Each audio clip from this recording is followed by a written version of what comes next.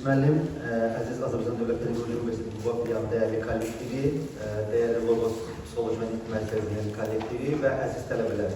Hər birinizi Azərbaycan Respublikası Qeyri-Hökumət Təşkilatlarının Dövlət Dəstəyi Agentliyinin maliyyə dəstəyi və Psixoloji Xidmət və Tədqiqatlar Mərkəzi İctimai Birliyinin birgə təşkilatçılığı ilə həyata keçirilən region gənclərinin sosial-psixoloji maarifləndirilməsi marafonu layihəsi çərçivəsində ilk görüşümüz olan Quba şəhərindəki ilk görüşümüzdə görməkdən məmnunluq hissini bildirmək istəyirik. Qısa məlumat bildirmək istəyirəm ki, layihə çərçivəsində ümumilikdə Azərbaycanın müxtəlif 6 regionunda, şəhər və rayonlarında bu tədbirlərin keçirilməsi nəzərdə tutulur və ilk tədbirimiz məhz Quba şəhərində, məhz Azərbaycan Dövlət Pedaqoji Universitetinin Quba filialında keçirilir və bu görüşün keçirilməsində göstərdiyi dəstəyə və icazəyə görə dəyərli Yusuf müəllim başda olmaqla və göstərdikləri tədbir həyata keçirilməsi üçün bütün həyata keçirilən burada təşkilatçılığa görə bütün kollektivinizə minnətdarlığımı bildirmək istəyirəm və tələbələrə təşəkkür etmək istəyirəm ki, dəyərli vaxtınızı ayırıb bizimlə burada vaxtınızı keçirirsiniz. Sözü çox uzatmaq istəmirəm. İlk olaraq sözü dəyərli Yusuf müəllimə vermək istəyirəm ki, Yusuf müəllim ilk olaraq öz ürək sözlərini bildirsin, fikirlərini bildirsin. Ondan sonra maraqlı prosedur olaraq davam edək.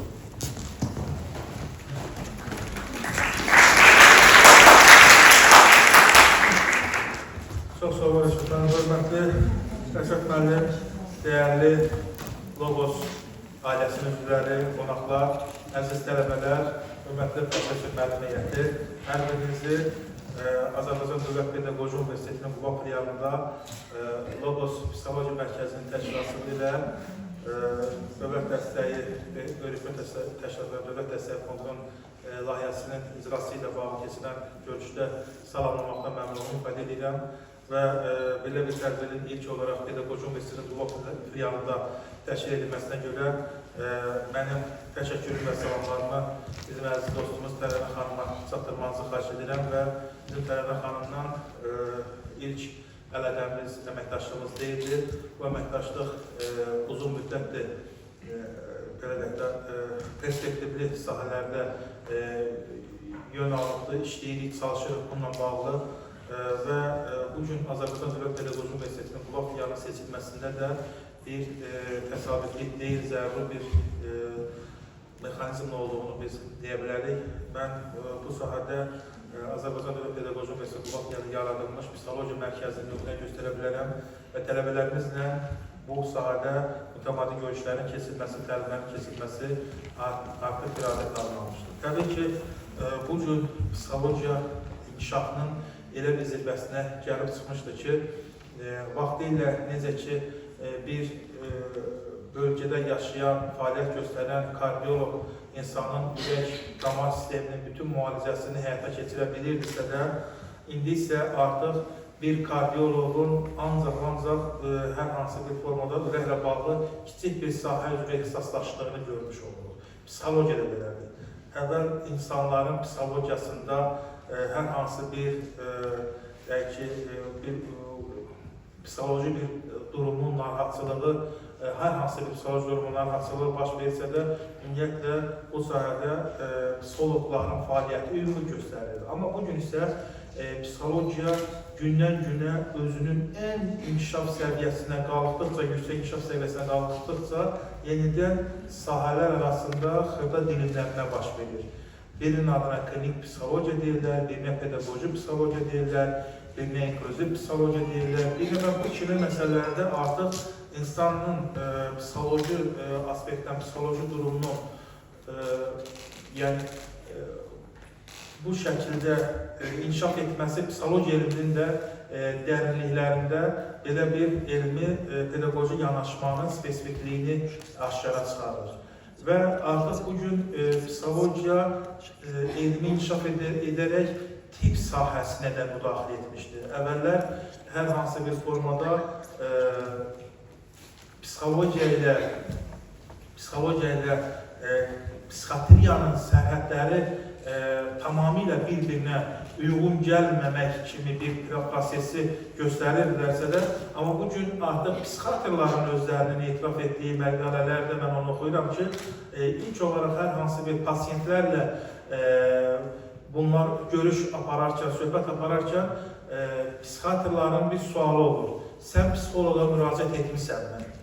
Yəni, bütün psixolojik pozuntuların insanların artıq sonraki həyat fəaliyyətində onun psixatrik durumuna belə təsir etdiyini biz müşahidə edirik. Bugün qloballaşan dünyada insanların həyat tərzi də o qloballaşma içərisində bu və ya digər müxtəlif formada inkişaf edir. Ölümün gəncləşməsi, ürək-damar sistemi xəstəliklərinin, şəkər xəstəliklərinin adət halına alması və bu həyat tərzinə çevrilməsi prosesləri artıq insanlar tərəfindən qəbul edilmiş haldadır.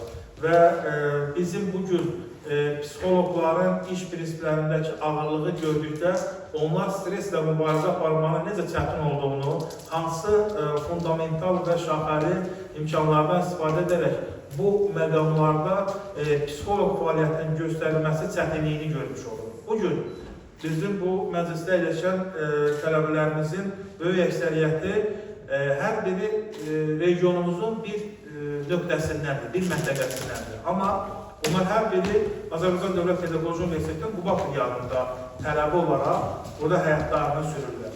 İndi gəlin baxaq görək. Burada bir çox məsələlərdə mən psixologlara ünvanlayıram bu məsələ sualı və bizdə təhsildə sosial-psixoloji xidmət ixtisasının mövcudluğundan da istifadə edərək daha geniş bir formada tədqiqat mövzusu kimi ortaya qoymaq olar ki, bizim tələbələr içərisində tələbələrin imtahan prosesi, tədris prosesi daxil olmaqla burada aktiv fəaliyyəti, ondan sonra ictimai, sosial mühitə adaptasiyası daxilində tələbələrimiz nə qədər aktivdirlər və biz zəif tələbələrimizi necə qiymətləndiririk? Zəif deyərək üstündən keçirikmi? Biz psixoloji xidmət dedikdə tələbələrimizlə fərdi söhbətlərdə onların bu sönük münasibətlərini, maraqsız yanaşmalarını necə dəyərləndiririk?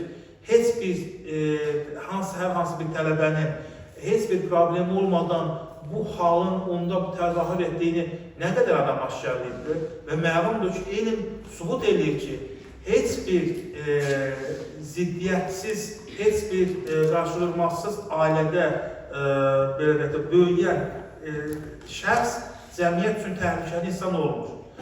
O insan təhlükəli olur ki, ailə baskıları var, ailədə gender pozuntusu var, ailədə hər hansı bir formada maddi imkanlar baxımından təbəqələşmə var, ailədə təbəqələşmə var. Yəni, oğlan uşağına daha çox meyil olunur, bu maddi texniki imkanlar üzərindəki o oğlan oxusu hər hansı bir formada qızın oxuması o qədər də belə də önəmli deyil. Gəlin baxaq görək, bu imkanlardan, maddi texniki imkanlardan oğlanlar nə qədər istifadə edir və bu öhdəliyi onlar sonra necə daşıyır?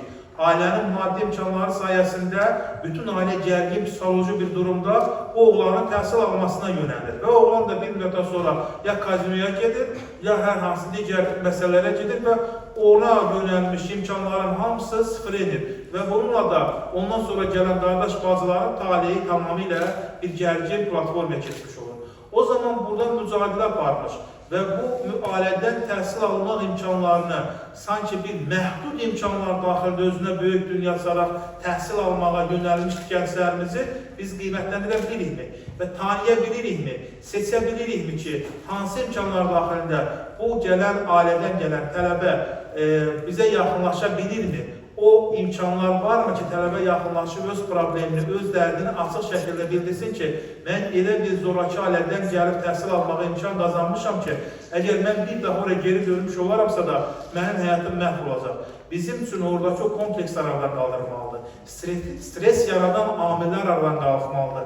Tələbə hər bir halda imkanlar daxilində yanaşmanı bacarmalıdır. Özünü təqdim etməyi bacarmalıdır. Komplekssiz olmalıdır və doğrunu, həqiqəti söyləməyi başarmalıdır. Və biz də o fərdiyyəti, fərqindəlik şəklində tələbəyə tətbiq eləməliyik ki, bu tələbə əgər bizim humanist münasibətimizi görməsə, bilməsə, hiss eləməsə, o tələbə bizim cəmiyyət üçün itirilmiş tələbə olacaqdır.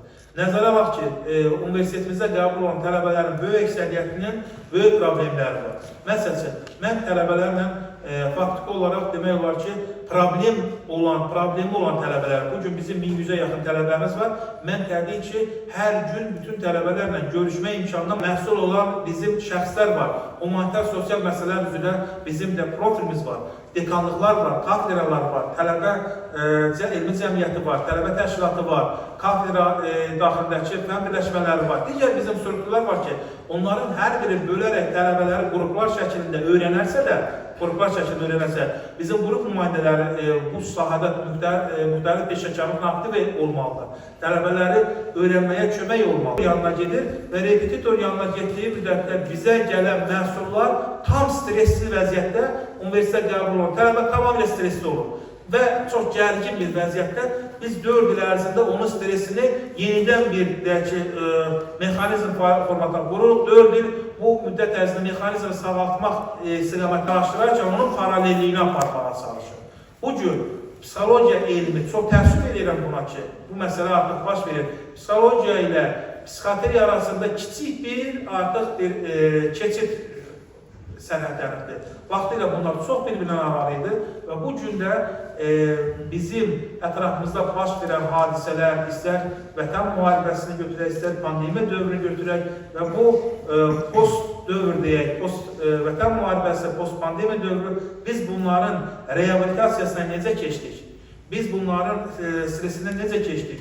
37-ci ilin repressiyasından doğulan insanların böyük bir əksəriyyətinin sonraki Azərbaycan hakimiyyətində dəki təmsil olunan nümayəndələri o dövrdə SSR dönəmi sahəyə rəhbərlik edən şəxsin millətə xidmətinin göstəricisidir və təbii ki, bu gün də bunun həyata keçirilməsi üçün Allah var etmiş dövlətimiz buna hər hansı maddi vəsait ayırırsa da, deməli bundan biz müsbət mənada ən yüksək formada yararlanmalıyıq.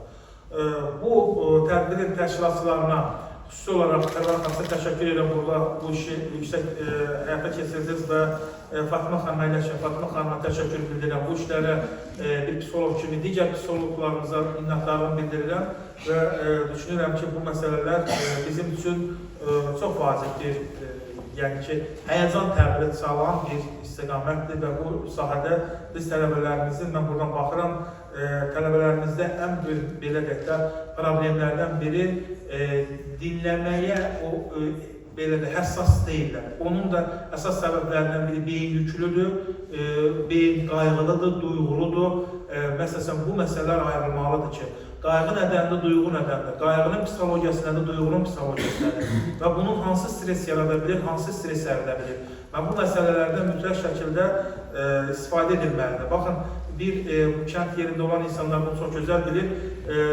Bir xəmir yoğurarkən ondan küldə kəsilir, unlar hazırlanır, amma onun yayılması üçün yenidən onun əvvəlki formasında olan un tökülməli. Urfa deyirik biz buna. Ona görə də bir məsələni yenidən öz formasına qaytarmaqdan ötürü özünün əvvəlki formasının mövcud materialından istifadə etmək lazımdır. Bax, bu material biz özümüz olmalıyıq. Bizim psixologiyamızı öyrənə bilən hansısa bir Jon'un, hansısa bir Andreyin yazdığı əsər əsasında olmayacaq. Çünki hər bir millətin özünün psixoloji aspektdən dəyəri var. O psixoloji aspektin dəyərləndirməsi milli şuurdan doğan o problemlər ətrafında olmalıdır. Olur ki, bax, bu cür tədbirlər geniş olmalıdır, bu cür tədbirlərin sonucu olmalıdır. Mən düşünürəm ki, bugünkü tədbirlər daha çox bilmirəm, formatı nə cür olacaqdır. Sorğu-sual tipində keçsə daha mən bunu məqsədə uyğun hesab edirəm. Çünki biz bilmək istəyərik ki, tələbələrimiz nə öyrəndi, nə sual verdilər və bu aspektdən bizim hansı problemlərimiz öz həllini tapmış olur. Bir daha təşəkkür edirəm, bu sahədə danışmaq üçün mənim materialım çoxdur, mövzum çoxdur. Çünki mənim özümdə suallarım var, mənim özümdə öyrənirəm, mənim özümdə hər gün, yəni bu insanlar bugün bizim üçün vaxtı ilə bədən təlimi dediyimiz, bədən dili dediyimiz formanı indi. Bu gün mən bu yaxınlarda Dərci Parkda oxudum. Türkiyənin nüfuzlu universitetlərinin, humanitar yönümlü universitetlərinin ortaq bir qrupu yaradılmışdı və bu qrup daxilində insan psixologiyasında bədən dili psixologiyası deyilən bir yeni bir termin, yeni bir elm sahəsi gətirilmişdi və bunun proqramı hazırlanır. Yəni, hər hansı bir element öyrənilərkən onun arxasında bir psixologiyanın durduğu mövzudur. Çünki psixologiya nədir? Mən bilməliyəm ki, bu səmimidirmi? Bu doğrudurmu? Bu roldadırmı? Bu yoxsa hər hansı bir formada təzahür formasıdırmı? Özüdürmü? Özü deyilmi? Baxın, görün, bunu ancaq psixoloq öyrənə bilər. Bunu psixoloq testlərlə, psixoloji testlərlə, psixoloq seanslarla müəyyən etmək olur ki, nə qədər ola bilir, psixoloqlara niyə bu qədər önəm verir ki, bütün pasiyentlərlə müzakirələr konfidensial olmalıdır. Psixoloqun üzərinə düşən yük hər hansı bir formada yaranarkən dedim ki, ən birinci pasiyentiniz mənəm. Pasiyent tipində mən istəyirəm ki, mənim də buna ehtiyacım var. Çünki siz hər biriniz bir tələbəsiz, bir gün ərzində özünüz üçün dərslərin qayğısını yaşayırsınız və mən nəzərə alın ki, bugün 200 nəfər əməkdaşım 1100 tələbənin qayğısını yaşayır və burada baş verə biləcək prosesə qeyd edirəm, yenə də müəllim üçün bu tribuna bir imkandır. Ya 45 dəqiqə danışacaqsan, ya 90 dəqiqə danışacaqsan. Buna qalan sonra vaxtımı dondururam. Hər birinizə uğurlar arzulayıram və bütün psixoloqların fəaliyyətində bizlə qurulacaq fəaliyyətinizdə sizə bol-bol uğurlar arzulayıram və hər zaman bilin, Pedaqoji Universitetin Quba filialı sizin fəaliyyətinizin burada şaxəli tədrisi, tətbiqi imkanlarını həyata keçirmək üçün qapıları açıqdır. Sadəcə olaraq bir məlumatınızla gəldiyinizi bildirəsiniz. İstənilən mövzuda biz sizlə həmrəy olmağa, həmkar olmağa və düşüncə bölüşməyə hazırıq. Bu kimi məsələlərin bir daha bizim filialımızda həyata keçirilməsi seçkinə görə bizim qədim dostumuz Tərənə xanıma salamlarımızı, hörmətimizi çatdırır, təşəkkürümüzü bildiririk. Sağ olun.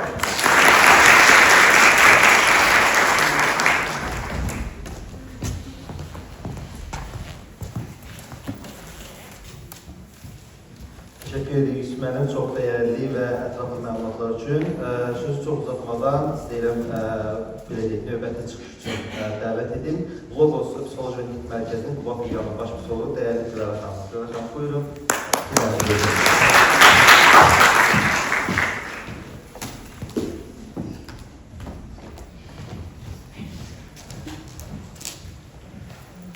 Salam, herkese salamlayıram. Teşekkür edirəm Nurdan ilk öncəliklə Yusuf bəyə və digər əməkdaşlara, burada iştirak edən bütün gənclərə təşəkkür edirəm. Bugün burada olduğum üçün çox sevincliyəm. Ümid edirəm ki, gənclərə mənim bugün danışdıqlarım, verdiyim məlumatlar bir psixoloq olaraq çox yararlı olacaq və gənclərə köməkçi olacaq. Seanslarda, o da gənclərlə olan seanslarda gənclərdə çox gördüyüm problemlər bunlardır. Bir hər birinin təsirləri haqqında danışacağım. Elə ilk başlamaq istəyirəm ki, texnologiyanın bu qədər sürətli inkişaf elədiyi dönəmdə təbii ki, texnologiyanın müsbət yanları var günümüzdə. Məsələn, hansı ki, bilginin daha əlçatan olması və yaxud da ki, digər insanlarla, sevdiyimiz insanlarla münasibətimizin bu məsafəni daha da azaltması müsbət yanlardır. Amma çox təəssüf ki, en sayda bu, sosial mediadır, telefon, televizor istifadəsidir, en sayda gənclərə mənfi təsir göstərə bilir. Hansı ki, bu mənfi təsirlərdən ən önəmlisi, ilk növbədə olanı cəmiyyətdən və sosialdan uzaqlaşmağımızdır. Digər bir məqam ailə ilə keçirdiyimiz zamandır. Son araşdırmalar, tədqiqatlar onu göstərir ki, bizim yaşımızla, ailəmizlə keçirdiyimiz zaman tərs mütənasibdir və hal-hazırda sosial mediada bu qədər istifadə eləməyimiz ailəmizlə keçirdiyimiz zamanı daha da azaldır. Yəni, daha çox zaman keçirə bilmirik və bu da təbii ki, bizim yaşaya bilmədiyimiz xatirələrə gətirib çıxarır. Digər bir mənfi cəhəti rəqəmsal dünyaya meylin göstərilməsidir. Hansı ki, rəqəmsal dünya deyərkən onlayn oyunlar nəzərdə tutulur və onlayn oyunlar təkcə bizim oynadığımızla qalmır. Məsələn, biz gənc olaraq düşünə bilərik ki, bizə hal-hazırda nə mənfi təsir göstərə bilər, nə zərərli vərdiş yarada bilər, içkini deyə bilərik, qumarı deyə bilərik. Amma onlayn ödənişli istifadə edədiyimiz oyunlar da bizə ən azı içki qədər, daha sonra qumar qədər mənfi təsir göstərə bilir günümüzdə, yəni bunların istifadə edilməsi. Daha sonra qeyd etmək istəyirəm ki, stres faktoru gənclərdə nədən yaranır, niyə gənclər bu qədər streslidir? Təbii ki, dediyim kimi, telefon, kompüterin istifadəsi onurlar, aqressiya yarada bilir, stres yarada bilir gənclərdə. Bundan əlavə digər bir məqam isə gənclərin günümüzdə stres yaradan ən önəmli faktoru, bayaq Yusuf müəllim də qeyd elədi, imtahan həyəcanıdır, imtahan stresidir və yaxud da ki, dərs yükünün həddindən artıq, məsələn, daha öncəki dönəmlərə nisbətdə hal-hazırki günümüzdə o dərs yükünün çox olmasıdır. Bununla yanaşı, bəzi ailələrdə var ki, çox təəssüf ki, bu qədər dərs yükü olmasına rəğmən, bu qədər yeniyetmələr, yetişkinlər çalışmağına rəğmən, gənclər çalışmağına rəğmən daha çox şey istəyirlər və onların potensialının artığını istəyə bilirlər. Bu da onlara, təbii ki, gənclərə çox mənfi təsir göstərə bilir. Digər bir məqam gənclərdə hal-hazırda stresi yaradan məqamlardan biri də öz fərqindəlik hissi ilə bağlıdır, öz fərqindəliyin formalaşması ilə əlaqədardır. Məsələn, hansı ki, bu, müxtəlif cəmiyyətlərdə, müxtəlif mədəniyyətlərdə bu fərqindəlik formalaşdırmaq üçün müxtəlif yollardan istifadə olunur. Məsələn, şərq mədəniyyətinə baxdıqda daha çox istifadə olunan metod yoqanı deyə bilərəm. Avropa mədəniyyətində daha çox istifadə olunan terapiyalardan istifadə edirlər ki, bu öz fərqindəliyi artır. Bu, insanın biraz şəxsinə görə də fərqlənir. Məsələn, mənim şəxs olaraq öz fərqindəliyim nədədir, mənim hansı problemlərim var və gənc olaraq sizin hansı problemləriniz var. Bu şəxsə görə dəyişdiyi üçün kömək, dəstək göstərmə yolları da təbii ki, fərqli ola bilir. Daha sonra gənclərdə daha önəmli problemlərdən biri də ümumiyyətlə bayaqdan sadaladıqları, məsələn, oyundan istifadə olunmasıdır, kompüterin çox istifadə edilməsidir, sosial medianın həmçinin çox təsiridir ki, hansı ki, bu gənclərdə depressiya yarada bilir. Məsələn, ən çox gənclərin elədiyi odur ki, sosial media üzərindən gənclər digər insanların təbii ki, həyatını izləyir, xoşbəxtliklərini izləyə bilir və bu da özdəyək hissinin aşağı düşməsinə səbəb olur. Digər insanlarla özünü müqayisə edir, düşünür ki, digər insanlar xoşbəxtdir. Təbii ki, bu qaçınılmazdır. Bütün bu günlərin günümüzdə hər bir sferada, məsələn, bizim şəxsi sferamızda da, ailədə olan sferada da və yaxud da ki, təhsil sferasında, işimizdə də hər şey sosial media üzərindəndir. Amma bunu gənclərin unutmaması lazımdır ki, bizim üçün digər insanların sosial mediada göstərdiyi həyatlarla indiki həyatları eyni deyil təbii ki də. Sosial mediada bir çox təcrübə üçün tələbələrimizin bir çoxu məhz Logos Psixoloji Mərkəzinə hər il olaraq gəlib təcrübə keçirilir. Amma siz bununla kifayətlənməyin. Mən Pərvanə xanımla da söhbətdə eşitdim ki, burada bir psixologiya klubu var. Çox sevindiricidir. Bəzi hətta psixologiya tədrisi olan universitetlər var ki, orada klub yoxdur. Yəni adı var, özü yoxdur. Siz bunlardan istifadə edə bilərsiniz. Burada yetərincə bizim Logosun Quba filialında bütün gün dərslərin konsantrasiya olmayıblar, nəticələr çox yüksək olur, amma birinci tip kimi də sadəcə dərsi yola verməklə yetərlənməyirlər. Bəlkə də gediblər kursa, dil kursu ola bilər və ya kompüter kursu ola bilər və ya universitetin nəzdindəki klublarda aktivite fəaliyyət göstərirlər. Ondan sonra bugün yəqin ki, hər birimiz qəbul ki, Azərbaycan maşını hər il o qədər beynəlxalq tədbirlər olur ki, onlara da könüllülər yetərincə, təcrübəsilər cəlb olur və tam səmimi deyim, mən 2020-ci il pandemiya düşdüyü üçün könüllüylə bağlı kitab yazmışdıq və orada biz beynəlxalq təşkilatların da rəylərini almışıq ki, Azərbaycandakı qədər gənclərə və könüllülərə, yəni geniş yer ayıran ölkələr bu qədər yoxdur və tam səmimi deyim ki, Avropa oyunları ilə bağlı Azərbaycanda 2015-ci ildə keçirilən Avropa oyunlarından sonra keçirilən Belarusdakı Avropa oyunları digər yerləşən hamısı könüllüylə bağlı bütün təcrübələri Azərbaycanın mentorlarından aldılar. O demək ki, bizdə bu proqram var, bu bir hərəkət var. Bizim də bundan sonra belə deyil. Tək işimiz nə qalır? Yaxşıca universitet dövrü olsun və bu dövrü səmərəli istifadə etmək dövrüdür. Və ona görə gətirilən yenidən üçüncü tip bəlkə də vaxtı ilə mənim kimi universitet vaxtında tərbiyə yoldaşları tərəfindən lağa qoyulurdular, bəlkə çıxarılırlar kənara. Amma tam səmimi sizə bildirmək istəyirəm ki, həmin tərbiyə yoldaşlarının 4-cü kursu bitirəndən sonra nə zaman qarşımıza çıxanda xeyir işdə, şər işdə, vallahi dedilər ki, yaxşı ki, bizə qulaq asmırsan. Tam səmimi deyək ki, insanın ən gözəl yatırımı özünə edəcəyi yatırımdır. Mən ilk tam səmimi 2 kurs ərzində artıq telefonlar çıxmışdım, bahalı Android telefonlar, yəni əlləşdi, smartfonlar çıxmışdı, amma mən 63 numara oluşturmuşum. Tam səmimi, kimlərdir? Uşaqlar deyirlər ki, imkanı da var, təkrar çalırsan yaxşı, get bunu al, deyirəm, hələ ki, ehtiyac yoxdur. Onun dövründə bəlkə də kimlərə bir söz verir ki, nəyə lazımdır? Amma tam səmimi həmin pulu mən aparırdım müxtəlif kurslara. Hansı ki, mən artıq 2016-cı il 3-cü kursda oxuyanda bir beynəlxalq təşkilat var idi, onun beynəlxalq dərəcəli sertifikatını almışdım. Və onun bəhrəsini indiyə qədər görürlər. Təlimçi kimi fəaliyyət göstərdiyinə, ekspert kimi fəaliyyət göstərdiyinə və 2 il sonra gec aldım telefonu. Amma yenə bu telefonu yenə 2 il sonra aldım, istifadə edebilirim. Yəni, ümumiyyətlə, dostlar, bir də digər bir nüans, Dilara xanımın sözünə bir qüvvət gətirməsidir. Biz son dövrlər artıq tam səmdə, sosial media həyatımızda artıq tam artıq hissəsidir. Bəzən yarım saatlıq telefonun zayıf vəzifələrində artıq bilmirik nə işlə məşğul, nə evdəkilərlə söhbət edir. Çünki artıq biz virtual həyatı qəbullanmışıq. Və yaxud belə deyək ki, sosial media çox güzeldir. Yeni insanlar tanıyırıq, yeni belə deyək, dostlar yaradırıq. Bəlkə də özümüzün uğurumuzu oradan başlayırıq. Amma digər tərəfdən sosial media aspektindən, sosial medianın çox mənfi təsadüfləri var. Bəzən rəqabətliyi biz orada görürük. Misal üçün deyirəm, filan kəs baxır, bahalı yerdə gedir, istirahət edir, bahalı restorana gedir, mən niyə gedə bilmirəm? Filan kəs bahalı telefon istifadə edir, onu reklamı mən niyə edə bilmirəm? Və bu həmin insanlarda başlayır artıq özünə qapanıqlıq, ümidsizlik yaradır. Doğrudan da, yəni, bəli, onlar bizim də heç hər birimizin bəlkə də içərimizdə müəyyən bir qızıq yaradır. Amma düşünmək lazım ki, filan kəs edir. Bəlkə də filan kəsi gedib araşdırırsanız, görəcəksiniz ki, o bunu əldə edənə qədər nələrdən keçibdir. Yəni, bugün hamı elə yeni dövr, artıq TikTok fenomeni olmaqla deyil, yəni sadəcə onunla olmaq. Amma elə insanlar var ki, onların həyatına baxsınız ki, çox kiçik bir şeydən sıfırdan biznesə başlayırlar. Bugün digər bir nüansı gəlmək istəyirəm ki, bəlkə bir çoxunuz da qərar edəcək. Yəni, bugün əgər burada psixologiya bitirəmsə, psixolog olacağım deyə şərt, tələb bir şey yoxdur. Bəlkə siz, bəli, bugün psixologiya oxuyursunuz, əlinizdə ali bir diplom olacaq, təhsil diplom olacaqdır. Amma digər tərəfdən isə, bəlkə siz gələcəyin bəlkə başqa bir sayəsində çox yaxşı dil bazarınız ola bilər, siz təcrübəsi ola bilərsiniz və yaxud bəlkə kompüterlərin proqramlaşdırmanı çox gözəl bilərsiniz. Dövr artıq, belə deyək, rəqəmsal texnologiyalar dövrə getdiyi üçün orada tapa bilərsiniz. Mənim həqiqətən çox yaxşı tanıdığım insanlar var ki, tamam başqa bir sahib olmuşdur. Və mənim qrup yoldaşım var idi, beynəlxalq münasibətlər üzrə, siyasi, politologiya. Adam yəni bir müddətdən sonra gördü ki, bu sahənin yəni adamı deyil. Neynədi və bəlli bir dövrdən sonra tamam, universitet diplomu aldı. İkinci təhsilini, magistratör təhsilini alanda ixtisasını dəyişdi tamamıyla. Yəni getdi IT üzrə təhsil oldu. Doğrudan da gəldi, bugün artıq böyük